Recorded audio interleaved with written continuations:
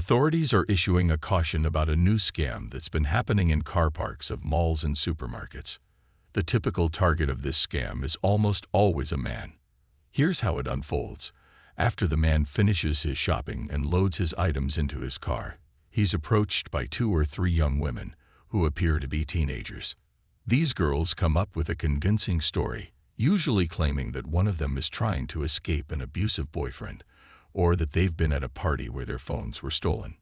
They seem desperate and will ask for a ride, often pleading to be taken to the nearest police station or just anywhere safe.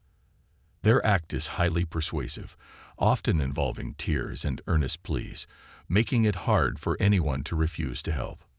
Once they manage to get a ride, one of the girls will start making advances on the driver, pretending to be overly grateful and wanting to repay the favor in a special way. While the driver is distracted by this, another girl will quietly steal his wallet, cell phone, and any other valuables within reach. Reports of such incidents have been emerging from various locations across the country, including my local mall, where this happened to me last month, twice last week, and again tomorrow.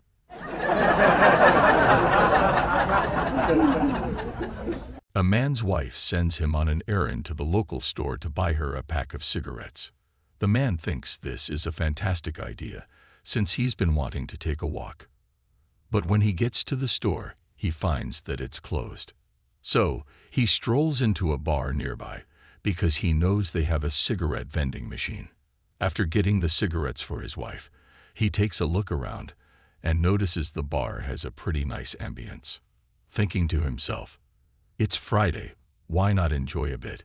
He decides to sit down and enjoy a couple of cold beers. As he's relaxing, a strikingly attractive young woman approaches and strikes up a conversation with him. They end up sharing a few more beers together. One thing leads to another, and they find themselves back at her apartment. They spend some time together, having a bit of fun. Suddenly, the man glances at the clock and sees it's already 3 in the morning. Panicking, he quickly starts getting dressed and exclaims, "Oh no, my wife is going to be so angry. Do you have any baby powder?" The woman hands him some baby powder, which he rubs all over his hands. He then rushes out and grabs a taxi back home. As he arrives, his wife is standing in the doorway, visibly upset. She shouts, "Where in the world have you been?" The man responds, "Well, dear, let me explain. I went to the store as you asked, but unfortunately, they were closed. So I popped into the bar to use their cigarette vending machine. I noticed this really attractive woman there. We got to talking, had a few drinks, and one thing led to another.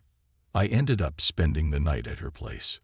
The wife, looking skeptical, folds her arms and says, "Really? Show me your hands." She inspects his hands, sees they're covered in powder, and exclaims, "You darn liar. You were out bowling again."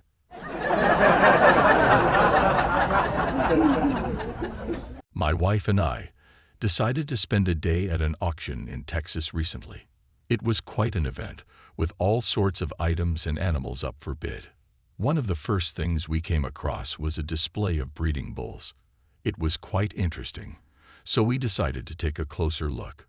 Approaching the first pen, we noticed a sign hanging on it.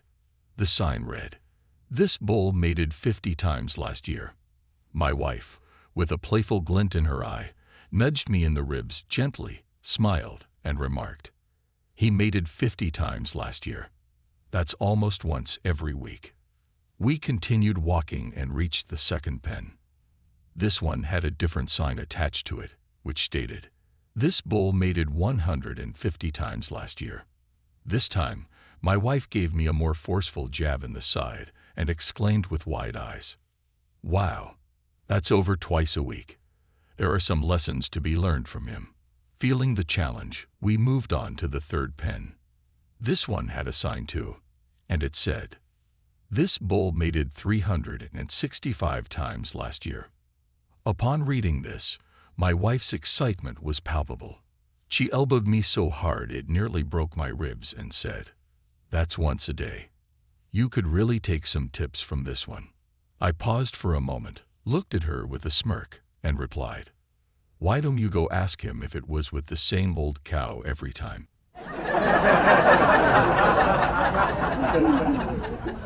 A psychiatrist was leading a group therapy session for the first time.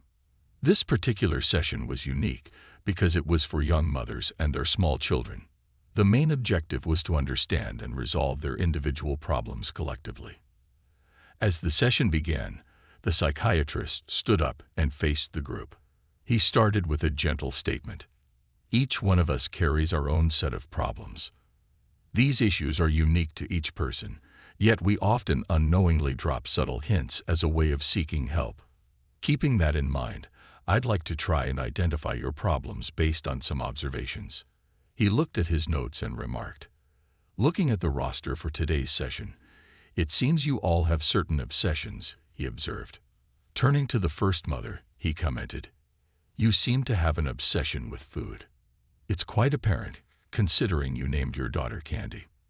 Then he shifted his attention to the second mom and said, "Your obsession seems to revolve around finances.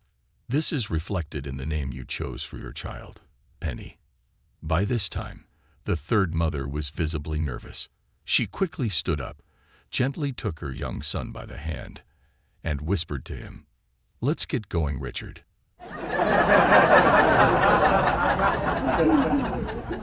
One day, a mother was tidying up her 10-year-old son's bedroom.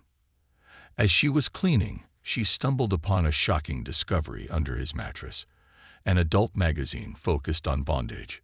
She was utterly shocked and didn't know what to do at first. She carefully slid the magazine back under the mattress, deciding to wait until her husband came home from work so they could discuss it together.